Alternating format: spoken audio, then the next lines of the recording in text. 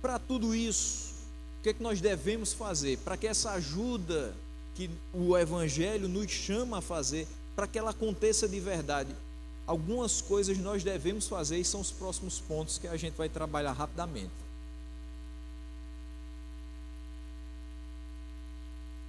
O ponto 5 é: trabalhe diligentemente. Aí você vai me perguntar: peraí, está falando em pobreza, está falando em ajudar outra pessoa e você está dizendo que eu tenho que trabalhar para ajudar? É exatamente isso. Em primeiro lugar, o Evangelho nos compele a trabalhar diligentemente. O que é isso?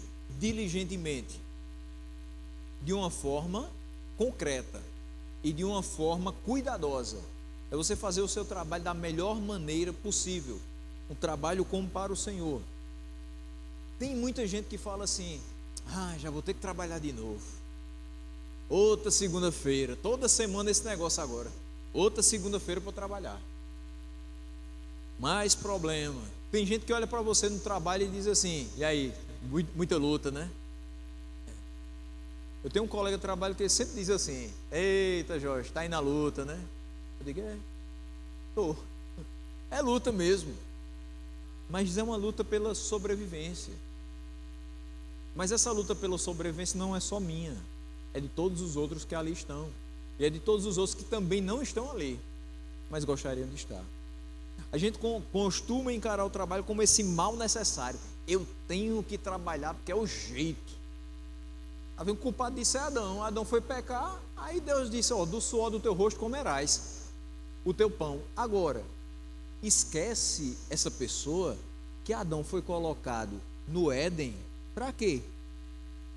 Para ficar na sombra e água fresca, esperando a viração do dia para Deus dizer que seriam renovadas sobre ele as suas misericórdias, e no outro dia ele comeria novamente tudo que comeu naquele dia? Não, ele foi colocado lá para trabalhar. Adão era o mordomo do Éden, ou seja, o que administra o Éden. Tudo estava na responsabilidade dele. Ele deveria cuidar de todas as coisas, ou seja, ele estava lá para trabalhar. O trabalho não é um castigo, o trabalho é uma honra, é um privilégio. A gente tem o privilégio de trabalhar para Deus aqui. Ele precisa da gente? Não. Deus não precisa de nós, no sentido de que, se Ele não estiver aqui, não tem culto. Se eu não estivesse aqui, outro estava dando estudo. Se você não estivesse aqui, outro estava sentado no seu lugar. Deus não precisa de nós, mas Ele se agrada da nossa presença na casa dEle, porque é aqui que Ele quer falar conosco. E Ele nos dá o privilégio de trabalhar para Ele, mesmo nós sendo extremamente limitados. Ele nos capacita a fazer muito mais para que Ele seja exaltado sobre a terra.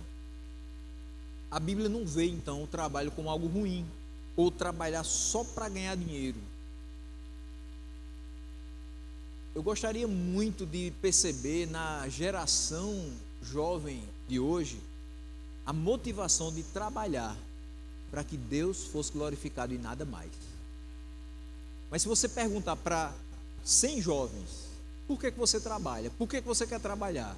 Ou no que você quer trabalhar?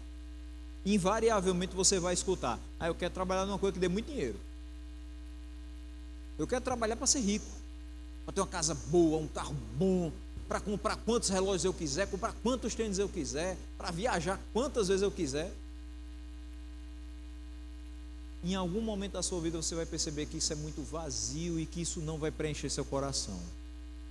Você vai ter uma casa com 10 quartos, cada um com um banheiro diferente. O seu closet vai ter 200 tênis, todos de marca, mas você só tem 2 pés. Tem tênis que vai se estragar sem você nem usar, só porque ficou lá empoeirado. Você só tem 2 braços, só em um você usa relógio. Você não precisa de 15 relógios, você precisa de um e funcionando. Você não precisa de 10 celulares, você precisa de um, e às vezes você nem precisa, porque você já tem o de outras pessoas de dentro da sua casa que serve para você. A gente viu isso agora. Quantos alunos meus que é um celular para 5 pessoas dentro de casa?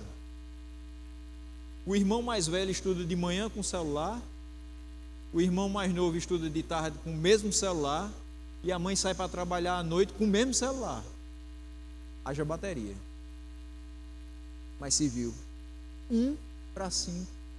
Aquele menino não precisava de celular para ficar jogando o dia todinho, comendo bateria e gastando energia dentro de casa. Eles precisavam só de uma mãe que ajudasse eles na hora certa. Às vezes a gente pensa que precisa de tanta coisa, a gente só precisa da paz de Deus, que essa é todo entendimento. A gente só precisa da segurança que Ele nos dá de ir e voltar em paz para a nossa casa. Por isso, trabalhar diligentemente é o que nós precisamos para ajudar outras pessoas. Qual é a motivação que eu devo ter em trabalhar? Primeira delas, glorificar a Deus. Segunda, com isso que eu tenho, com o recurso que é gerado pelo meu trabalho, sustentar minha família. E em terceiro, ajudar os demais.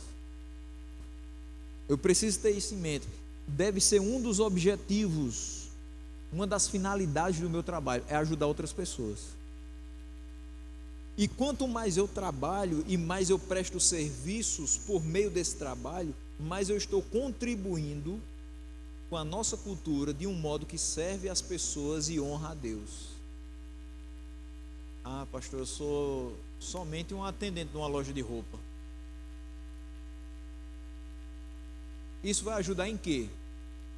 Pessoas vão chegar para você, serão bem atendidas, comprarão aquela roupa e voltarão, porque você atendeu bem. Deus foi glorificado pelo seu comportamento. Já se viu.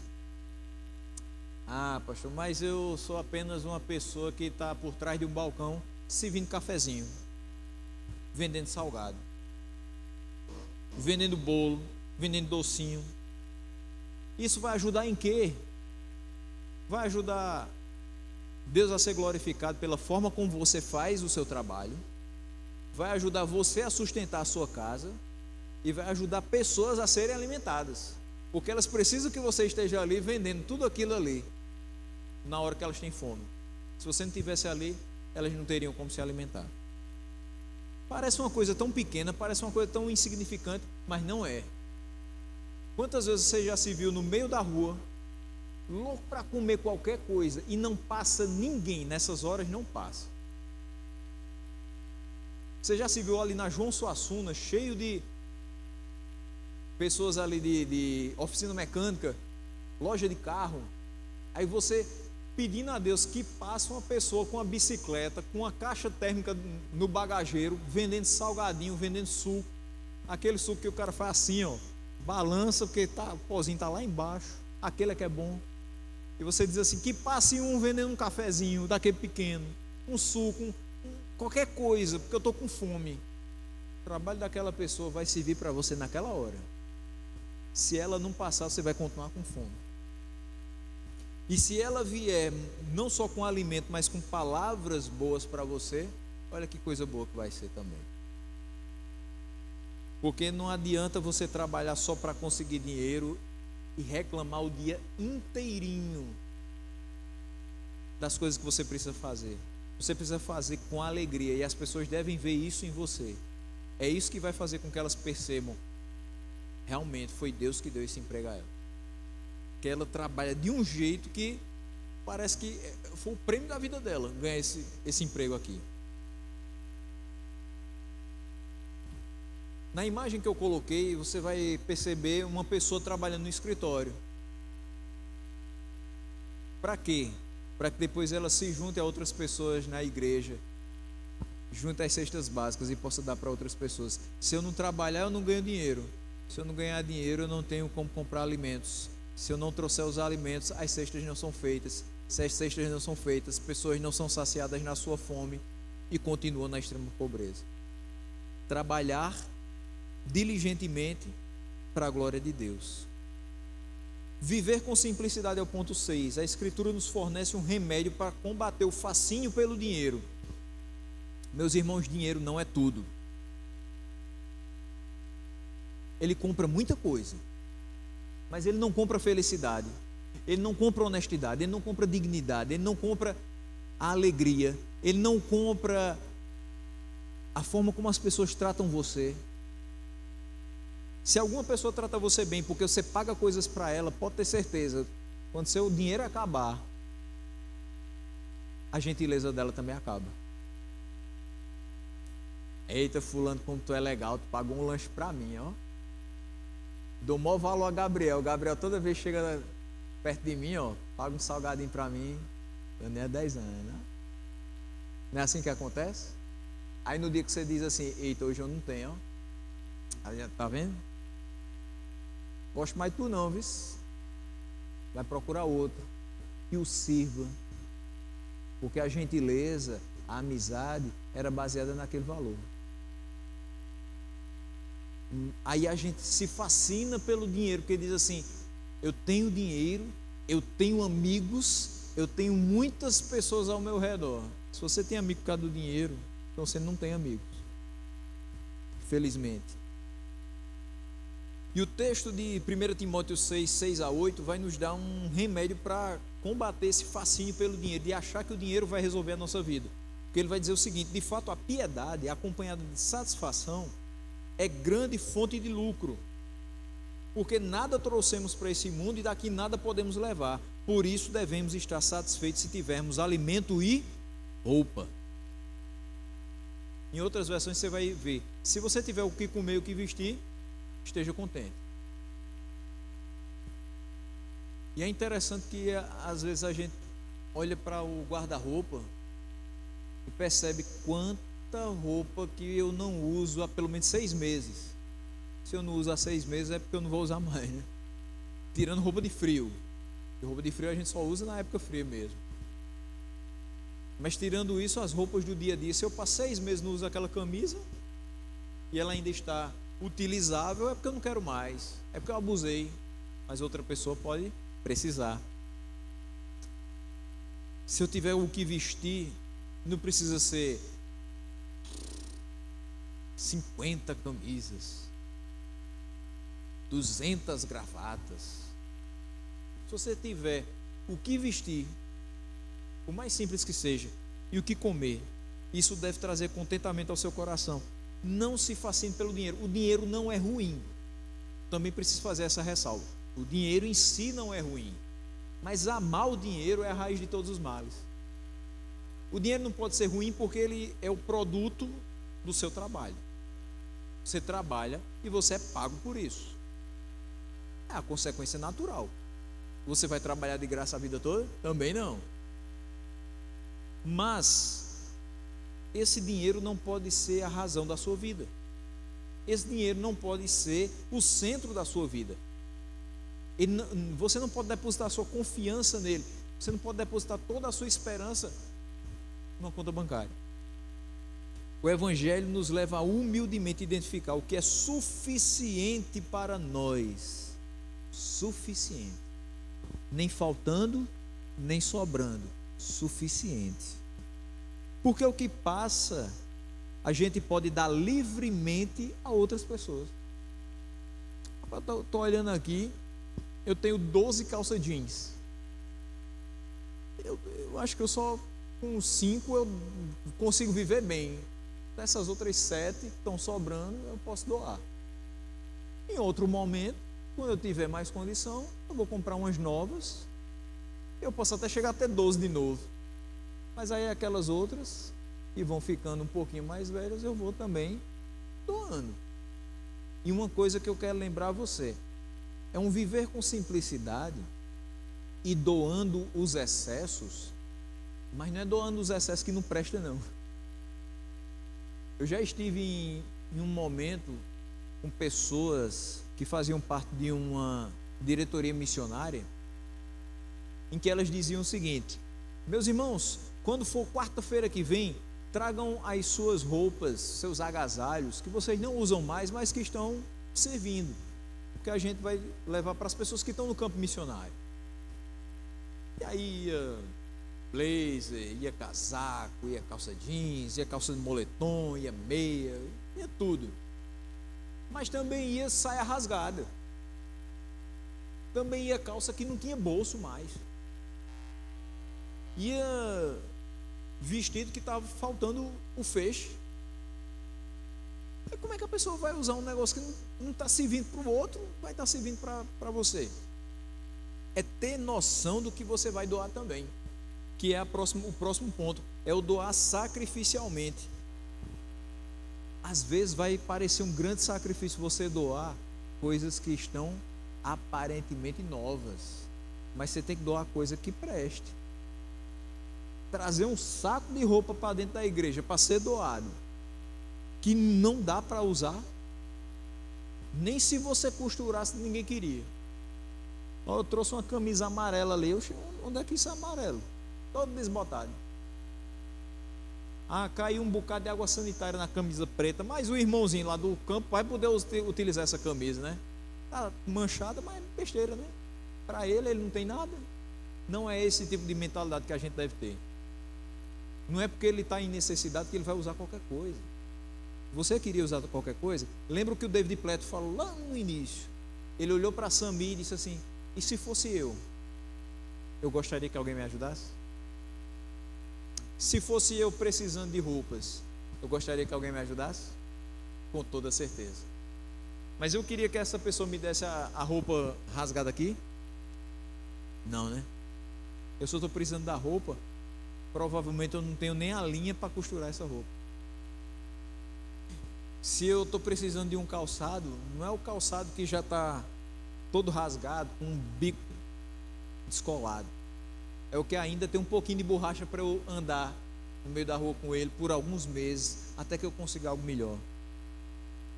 Ou seja, o doar é você dar alguma coisa que vai servir durante um bom tempo para aquela pessoa e que ela dali possa melhorar a sua condição. Além de uma vida simples, o Evangelho nos compele a doar sacrificialmente. Em 2 Coríntios 8, Paulo vai utilizar um exemplo de uma das igrejas da Macedônia. A igreja da Macedônia tinha pouquíssima condição. Pouquíssima condição. E mesmo com pouquíssima condição, eles transbordaram em riqueza de generosidade. Olha a expressão que Paulo utiliza: transbordaram em riqueza de generosidade, e isso em dura prova de tribulação. Os irmãos pediram para ofertar. Eles não tinham quase nada, mas eles pediram para ter a alegria de ofertar. Sabe o que é isso? A gente não imagina uma coisa dessa quando a gente olha para tudo isso aqui. Mas imagine que nossa igreja, um dia já foi assim, né? Para quem é mais antigo na igreja, talvez já tenha visto. A igreja em condições que não são as de hoje. Mas todo trabalho que está começando, ele começa com dificuldades.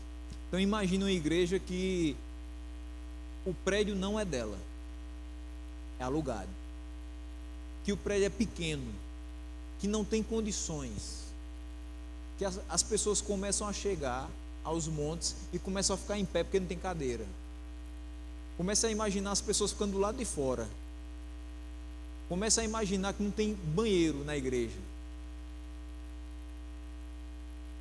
Começa a imaginar alguém que, ao invés de ter uma mesa bonita como essa para a Santa Ceia de amanhã, não tem dinheiro de oferta nem para comprar o suco de uva que vai ser servido, e tem que pedir para alguém completar. E aí você olha para essa igreja, e essa igreja ainda diz assim: tem alguém precisando? A gente vai doar. Meus irmãos, vocês estão precisando de doação. Mas eles olham para Paulo e dizem assim: mesmo em dura prova de tribulação, nós temos generosidade dada por Deus para ajudar os irmãos. A gente vai tirar do nosso R$1 30 centavos para dar para eles. E eu sei que talvez fique faltando, aparentemente, porque Deus não deixa faltar. E esse é o padrão de doação da igreja do Novo Testamento, mas isso infelizmente está longe de ser prática comum nas igrejas contemporâneas. Eu escutei de uma pessoa que eu tenho muita estima, uma frase que me doeu o coração. Ela disse que tem tido dificuldade de estar na igreja, porque quando ela está na igreja, muito se fala de dinheiro. E eu não tiro a razão dela. Pelo contrário, existem igrejas que falam demais de dinheiro. Mas preste atenção nisso. A igreja precisa do valor monetário para se manter. A igreja não precisa do valor monetário para luxar. A igreja não precisa de dinheiro para ser maior do que as outras, para mostrar que é mais poderosa do que as outras. A igreja precisa apenas se manter. É o que eu falei no outro ponto, é do suficiente. E existem igrejas contemporâneas que acham que o poder financeiro vai fazer com que pessoas entrem nela e acreditem no discurso que, se elas não tivessem aquele mesmo poder financeiro, as pessoas não acreditariam. Vou dar um exemplo. Se uma pessoa entra aqui e entra em outra igreja em que caiba 2.000 pessoas, cadeiras acolchoadas, encosto de veludo, iluminação praticamente no estádio de futebol. Você tem, no meio da igreja, você tem um telão que é de 4 faces, arquibancada de um lado, arquibancada do outro. Lá em Fortaleza tem uma igreja que é bem assim, parece um ginásio, e é gente por todo canto. Quando você está dentro de uma igreja daquela e você está aqui, aí você diz: rapaz, eu acho que o evangelho deles é mais forte, né? E olha como é que eles estão. E a gente está aqui pequenininho. Mas não é isso que deve acontecer com a gente. A gente deve olhar para a igreja que a gente serve e deve perceber o quanto Deus tem sido bom com a gente e o quanto Ele tem nos dado exatamente o suficiente para continuar crendo nele, sem colocar o nosso coração no dinheiro. Nosso coração não precisa estar no dinheiro, ele precisa estar no evangelho. E o David Platt vai falar aqui o seguinte: para essas igrejas que têm sobrando, será que algum dia elas vão transbordar em generosidade sacrificial, em amor aos pobres? Será que algum dia eles vão diminuir esse padrão para o suficiente para que pessoas pobres possam se sentar ali? Eu tenho certeza que tem gente pobre que não entra em determinadas igrejas, que diz assim: eu vou nada entrar nessa igreja, eu não tenho nem roupa para isso. Olha como é que eles se vestem, olha o carro deles no estacionamento. Eu não vou nem entrar não, que o povo vai pensar que eu estou indo lá para pedir e vai me botar para fora. E isso acontece, infelizmente. Pessoas não se sentem dignas de estar ali porque não tem o mesmo padrão de vida das outras. Quando o que deve acontecer nas nossas igrejas é: qualquer pessoa que entrar naquela porta ali deve se sentir extremamente à vontade. Por quê?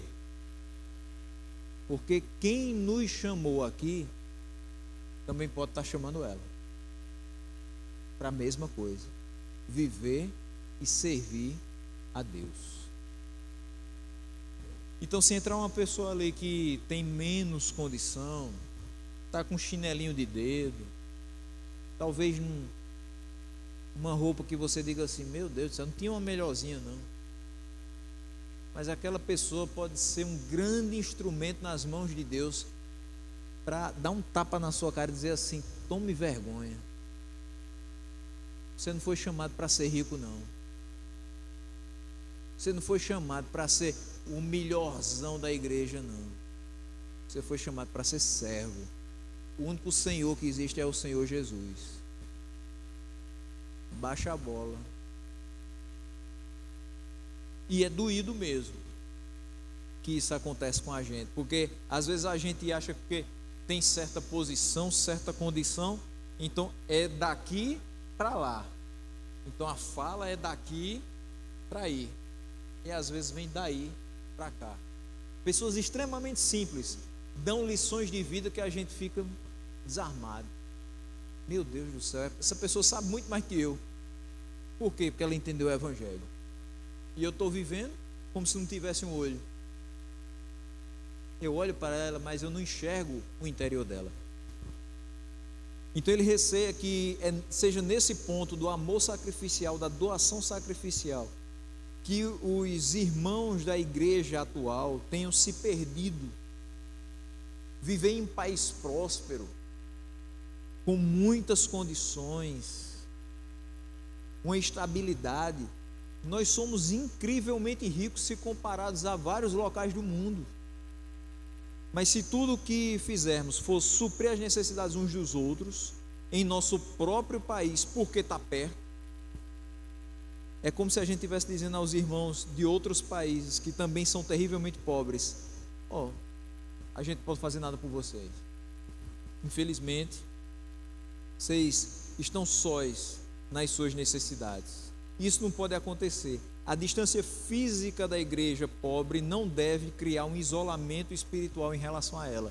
É por isso que você observa aqui, nesse espaçozinho, no momento missionário, a nossa igreja indo para várias localidades, onde muita gente não quer ir. Ano passado, na convenção, eu escutava o nosso missionário Paulo, lá de Bodocongó, falando sobre o seguinte: a Igreja Brasil para Cristo tinha uma igreja na Síria. A Síria para Cristo. Quem aqui quer estar na Síria? Se lá tem guerra quase todo o tempo. Guerra civil. Quem aqui quer estar na Síria se lá é regime islâmico? Você pode pregar e ser morto pouco depois de chegar. Então entenda o seguinte: sabe por que a igreja vai para lá? Sabe por que a igreja tem que ir para lá, mesmo sendo tão distante da nossa realidade brasileira? Porque a distância física daquela igreja pobre não deve criar esse isolamento espiritual em relação a ela. Eles precisam da palavra, mas também precisam do nosso auxílio financeiro. A nossa oferta missionária tem uma importância extrema. Ela não só vale para João Neto lá em Itaporanga. Ela não só vale para a nossa irmã do Carmo lá em Amazonas, ou para a irmã Quilane quando ela vai lá para Angola. Ela serve para várias pessoas que se destinam a ajudar pobres e necessitados da palavra e do alimento onde a gente não pode ir. E um penúltimo ponto é: ajude construtivamente. Isso significa o seguinte: você precisa ajudar o pobre com sabedoria. O pobre não precisa que você simplesmente dê o dinheiro na mão dele e diga assim: pronto, vá comprar uma quentinha, coma. Ou então vá, tome dinheiro, pague sua luz, pague sua água, compre um gás. Não. Eu coloquei duas imagens que são muito objetivas em o que é ajudar construtivamente. É uma pessoa escrevendo num caderno. Uma pessoa é pobre, mas ela pode ter a oportunidade de estudo. Eu fico doente quando eu vejo vários alunos que têm tudo, mas não fazem nada. Minha realidade é a escola pública. Só escola pública há exatos 9 anos. Eu não trabalho mais em escola particular, desde 2011. Então, de 2013, foi quando eu voltei para o estado, eu fiquei só em escola pública. 10 anos da minha vida eu dei aula à noite, em vários locais aqui de Campina Grande. Aqui no Humberto Lucena, lá no Ademar Veloso, no Carlos Drummond de Andrade, e na escola de aplicação, no São Sebastião, pontos diferentes da cidade. E o que eu percebia? Gente que saía do trabalho para estudar à noite, que dependia daquela merenda de 6h30, 7 horas, para voltar para casa quase 11 horas da noite, pegando 2 ônibus. Porque eram poucas as escolas que naquela época já, eu parei de dar aula à noite em 2018, então 4 anos atrás já eram poucas as escolas que funcionavam à noite, o ensino regular. E mesmo o ensino de jovens e adultos, tinha muita gente com dificuldade ali. Mas eu percebia a luta de vários deles. Eu cheguei a dar aula para a mãe e para o filho, no mesmo horário. A mãe fazia 6ª série, o menino fazia 2º ano do ensino médio. Ela, EJA, ele regular. Ela não tinha tido condições no tempo certo, mas corria atrás. É uma pessoa pobre que está buscando, através do estudo, melhorar de vida. Eu não vou chegar para ela e dar um valor monetário e dizer assim, resolva a sua vida. Eu vou dar condições para que ela estude e através daquilo ali ela possa se desenvolver. Porque o auxílio que eu estou dando hoje, amanhã acaba. O que ela conseguir através do estudo, vai durar muito mais. Mas eu também coloquei uma foto, uma pessoa segurando uma carteira de trabalho. Às vezes você diz assim, tá bom, passa aqui amanhã. Aí você dá um saco de pão, toma, tá. E aquela pessoa passa no outro dia, toma, uma caixinha com um pouquinho de arroz, de feijão, toma. E todo dia a pessoa passa na porta do seu local de trabalho e você dá aquele auxílio e ela todo dia voltando. Porque todo dia acaba e todo dia ela precisa. Talvez você nunca tenha perguntado assim, o que é que você sabe fazer? Qual é a sua habilidade? Qual é a sua formação? Não se engane, tem muita gente que pede e que tem estudo. Tem gente que tem graduação e que está no meio da rua. Terminou a universidade, não conseguiu colocação e por qualquer circunstância da vida, está hoje sentada por aí. Fala de forma articulada, sabe muita coisa, mas está passando fome. E aí você poderia perguntar para ela, qual tipo de trabalho que você pode fazer? Indica, faz com que aquela pessoa chegue ao mercado de trabalho novamente. Ajude construtivamente. É o famoso, não deu peixe, ensina a pescar. Mas invista também eternamente. Ao nos salvar e cuidar de nós, a graça de Deus nos compele a investir na eternidade. As palavras de Jesus sobre as riquezas repercutem no Sermão do Monte, que diz o seguinte, Mateus 6, 19 a 21. Não ajunteis tesouros na terra, onde a traça e a ferrugem os consomem, e os ladrões não invadem nem roubam. Porque onde estiver o teu tesouro, aí estará também o teu coração. Veja só, nesse texto que diz assim, não ajuntem tesouros na terra, onde a traça e a ferrugem os consomem, mas ajuntem nos céus, onde os ladrões não invadem e nem roubam. Onde estiver o teu tesouro, aí estará também o teu coração. É ensinar essas pessoas, olha, você estava em dificuldade, você melhorou de vida, mas isso aqui não é um fim em si mesmo. Isso aqui que você hoje tem, esse recurso financeiro, não é o que vai salvar você. Invista na eternidade, na vida daquelas pessoas. Diga, sabe por que hoje você melhorou? Sabe por que hoje você tem o que comer? Sabe por que hoje você tem uma condição que é digna diante dos olhos das outras pessoas? Porque Deus está a cuidar de você todos os dias, assim como faz com todos os seus filhos, para que ela não coloque o coração dela naquele valor, mas para que ela coloque o coração dela na eternidade. Então é evidente que Jesus colocou diante de nós uma escolha. Nós podemos gastar os nossos recursos em coisas que são passageiras, ou nós podemos sacrificar os nossos recursos em troca de um tesouro eterno que jamais perderemos. Eu posso simplesmente dizer assim, eu vou pegar meus recursos aqui e construir a melhor casa de Campina Grande para morar com meus pais. Eu vou pegar todos os meus recursos e eu vou ter a maior frota de carros de Campina Grande.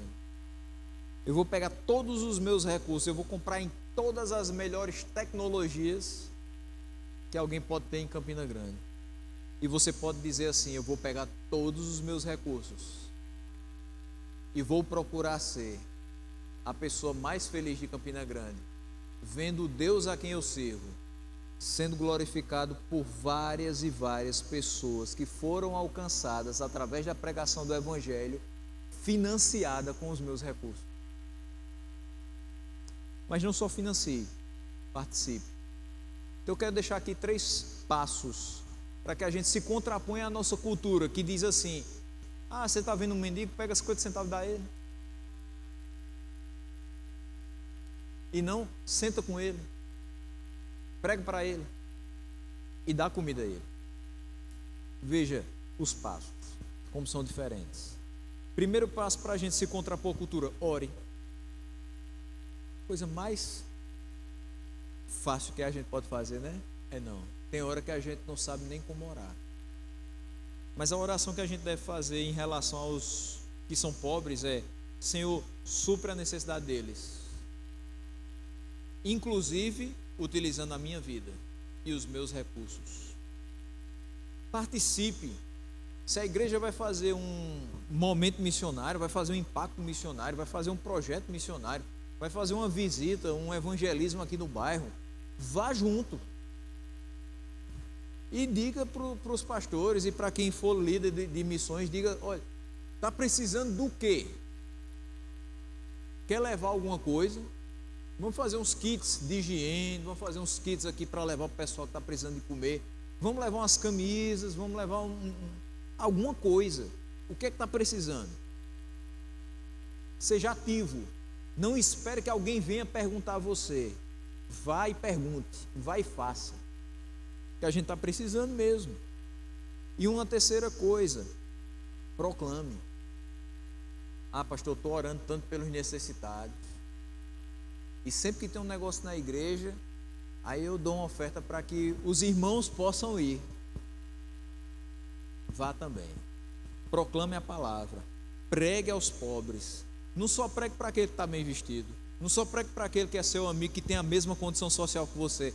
Pregue a todas as pessoas.